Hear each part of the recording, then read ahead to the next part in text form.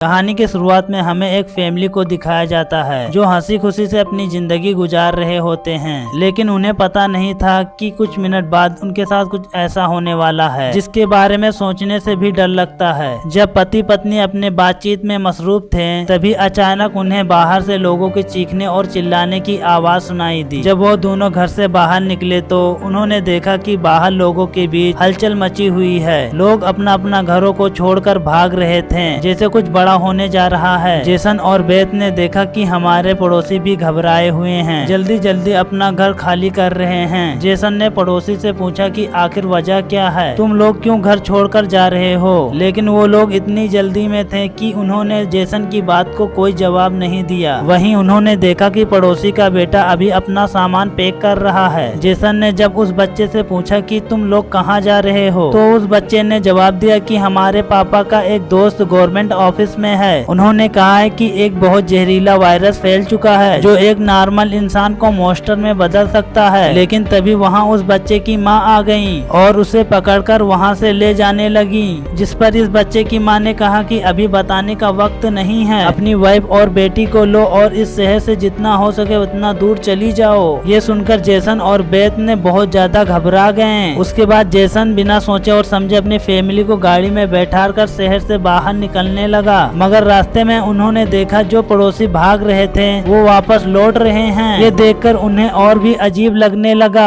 आगे जाकर लोगों के ट्रैफिक में फंस जाते हैं। जब जेसन और उसकी फैमिली गाड़ी से बाहर उतरे तो उन्होंने देखा कि शहर से बाहर निकलने वाला अकेला रास्ता पुलिस बंद रखा है। आसमान में यहाँ वहाँ हेलीकॉप्टर पहरा दे रहे हैं। लोगों को बताया जाने लगा कि शहर में एक जहरीला वायरस फैल गया है और तुम लोग को भी जल्दी घर वापस लौट जाना चाहिए। ये बात सुनकर जेसन को बहुत अजीब लगा कि जब शहर में वायरस फैल गया है तो लोगों को शहर से बाहर निकलने के बजाय उन्हें शहर में क्यों रहने को कहा जा रहा है। अचानक पास के पहाड़ से एक बड़ा पत्थर उनकी गाड़ी पर जा गिरा। ये देखकर वो लोग बहुत ज्यादा घबरा गए। पहाड़ हिलने लगा। तभी उस पहाड़ के पीछे दो मिलिट्री के फाइटर जेट निकलकर शहर की तरफ बढ़े। फाइटर जेट पूरे शहर पर बमों की बारिश करने लगे, जिससे पूरा शहर राख में बदल गया। कि वह बेथ को फौरन समझ में आ गया अगर हम पुलिस की बात मानकर घर लौट जाते तो उनका अंजाम बहुत बुरा होता। उसके बाद वो फाइटर जेट सड़क पर मौजूद लोगों की तरफ बढ़ने लगा। ये देखकर लोगों में हलचल मचने लगी। अब सबको समझ में आ गया कि गवर्नमेंट हमें मारना क्यों चाहती है। सभी अपना जान बचाने के लिए इधर उधर भागने लगे।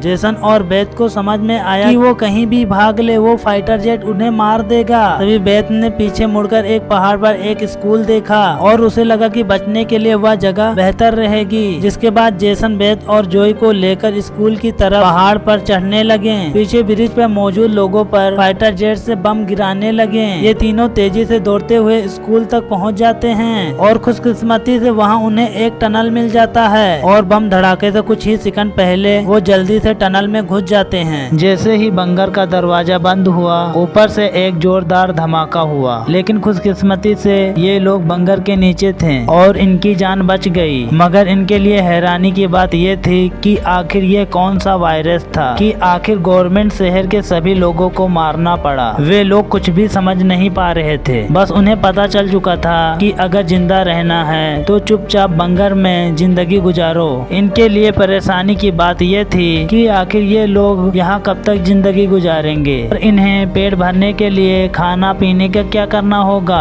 कि वहाँ ढेर सारा एक्सपायरी खाना रखा हुआ था जो 3 लोगों के लिए काफी लंबे समय तक चल सकता था।